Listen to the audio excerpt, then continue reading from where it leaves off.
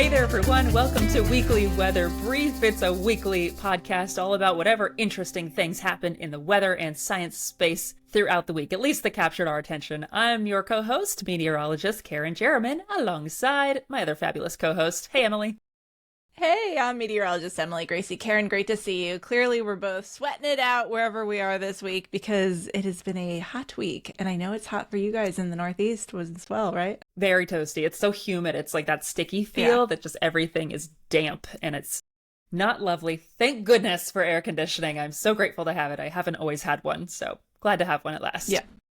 Awesome. How's it by you? Good to hear. It is always hot and humid, so we're just used to it here in Charleston, South Carolina. Like the dew points are just always like 80 degrees here, which as a meteorologist, you know, that's pretty gross. That's just like, that's like never dry weather. I want to see that on the scale that like the TV weathercasters put on, right? It's like humid, uncomfortable, just gross. Gross is the next scale. That's where we're going to go. Yep.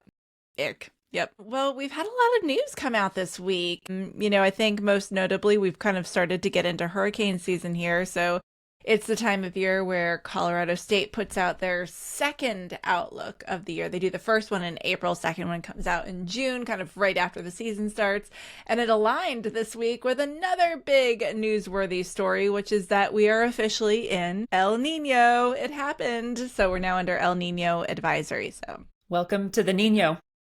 That kind of played a part in the forecast changes as well, but surely they know what they're doing. They knew to expect this, and it did bring down the numbers a little bit as expected. So back in April, they were saying 13 named storms, 6 hurricanes, 2 major hurricanes. We've now adjusted those down a little bit. 11 named storms, 5 hurricanes, still at 2 major hurricanes, and they still have that, you know, they're still sounding the alarm of basically it still only takes one. So, you know, even though this is what our predictions are and it's going to likely be a less active season than what we've seen in previous years, it still only takes one to impact you and to do major damage. So always be prepared, but still good news. I'll take it. How about you? Yeah, for sure. I mean, we have to remember that El Nino is not just an impact on sea surface temperatures in the Pacific and hurricanes. It's like a global scale thing that can shift weather patterns all over the world. So basically they're saying, yep, El Nino's here, increased confidence in that, and we know it's going to impact the hurricane season in the Atlantic. And it just is like a reminder of how even week-to-week forecasts work. The closer you get in time, the more confidence forecasters have, and just fine-tuning of forecasts always happen closer. So no surprise there that they made that adjustment. For sure. And they'll come out with another update in July. So we'll see how that looks when it comes out. I did see that the forecast models still indicating this, unusually strong or very strong El Nino event expected to happen. Will ramp up through the fall and peak in the winter. So that is still on track. I don't care what everyone says. I'm not calling it a super El Nino. That's not a term. That's like a media term. It's not a real science term. It is kind of sexy though, you know. It's hard to make El Nino sexy. So I get the urge. Insert Jimmy Fallon gif here. Ew. Yes. Okay. So what else besides hurricanes are of interest this week? I noticed a lot of severe weather this week across the U.S., kind of this multi-day wind bag of a system blowing across the United States caused some really intense wind gusts across the Midwest and lower Great Lakes. I saw one wind gust over 113 miles per hour in Salina, Kansas. That was of interest to me on Monday. And then several reports over 75 to 85 mile per hour gusts Tuesday, Wednesday, and of course ongoing through the end of the week. So there's a lot of just really high wind producing storms and severe storms out ahead of this really hot and humid air mass that has been sweeping the country, as we already talked about. So that was of interest. I'm curious, and I love your opinion too. We talked a few episodes ago about the changes to the SPC outlook. The Storm Prediction Center puts out this outlook of what the day is going to look like, and they've now kind of honed in on these intensity levels this year as well. And there's been a little bit of discussion as to like the value of these. I'm curious what your thoughts are now that we've kind of gone through, the use of these for at least a couple of months. What are your thoughts on the SIGs? Yeah, so I'm not a daily user. I'll start there, right? Yeah. I'm not actively in the forecast field anymore. I don't do television weather anymore. Both of us used to do that. That's why we're doing this show, because we love it. But I gotta be honest, I'm having a tough time with these enhanced outlooks. I get the probabilities and I get why it's there. It's really great information. But the one thing that I really have a tough time with is it's not easy to find what those new indicators mean. So when I go to the Storm Prediction Center website, I just wish there was a quick link that says, here's what these new outlooks mean. And like, just get me right there so I can remember what the new hatch means, what the shading means for wind versus tornadoes versus, hail.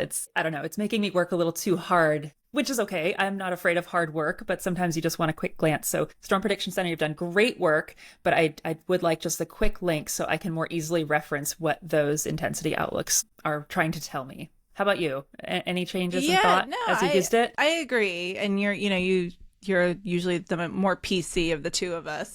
So like, I mean, I would say like, yeah, I agree with you. I thought that kind of from the beginning too. Like, I don't know. I know that their mission is to provide the science and provide the information and allow the user who's expected to be kind of a high-end meteorologist to interpret this information and communicate it properly. But, you and I have had decades of experience in meteorology. So if we're having trouble interpreting this information or even having trouble finding the reference guide to interpret this information, there's going to be a lacking in that. But it is also the first year. So it's like maybe next year there'll be some improvements based on feedback. So it'll be interesting to see how that pans out and how it pans out as far as like, did this save lives? Did this improve forecasts? What is the overall end of the day outcome here? So it's definitely discussion worthy. I will say they've been very good, right? I know that those outlooks have been verifying more as they now say, okay, EF2s or greater are possible. I feel like they've been doing a really good job at that. But again, it's more just like, I want a quick glance. That's all I need. Rather than Googling what that means, I want it to be easy to find right from those outlooks. You need like a little SIG guide tattoo right here on your forearm. I think that would look awesome. A little cheat sheet. Actually, just tattoo the SIGs right there. You're giving me some ideas. Some METAR symbol. I like it. I have one little tiny tattoo, but it's not a weather symbol. It's not? Oh, no. Fail. All right. What else? What else is on the radar this week for you? So a couple weeks ago, we mentioned on the show about a meteorologist who was continuing tornado coverage when a tornado hit the studio. Really, really well done by that meteorologist. And so this past week, there was another thing that kind of followed similarly. Another meteorologist continued tornado warning live coverage as a studio light caught fire. Did you watch this video? I did. And it was a little confusing at first because in the video, like I wasn't listening. I was just watching and like he's filling with smoke and he's like covering his mouth.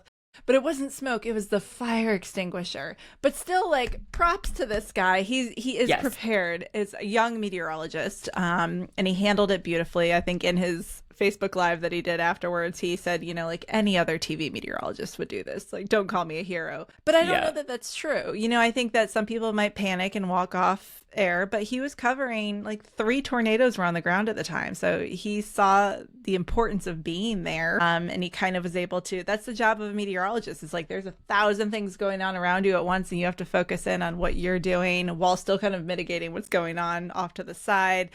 You're wearing a lot of hats. It's an interesting and exciting job. Absolutely. He does have to have a name. Shout out, of course. Meteorologist Noah Simmons works at a television station in Arkansas.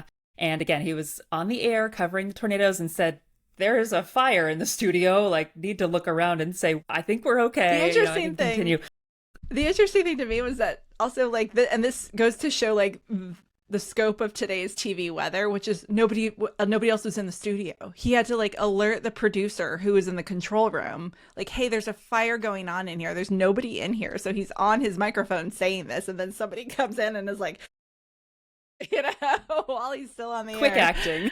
For sure. Has anything like that happened to you? I think the worst thing I had was some bugs fly in my face, some moths dive bombing me. I know we had the power completely go out when I was covering Hurricane Irene in Vermont way back in the day. So like things happen, but the show must go on as long as you're all safe, right? Yeah. There's little things like some kind of tragic, like, a co-anchor of mine, she found out her sister died while we were on the air and like kind of had a panic attack. And, I took over anchoring like mid show.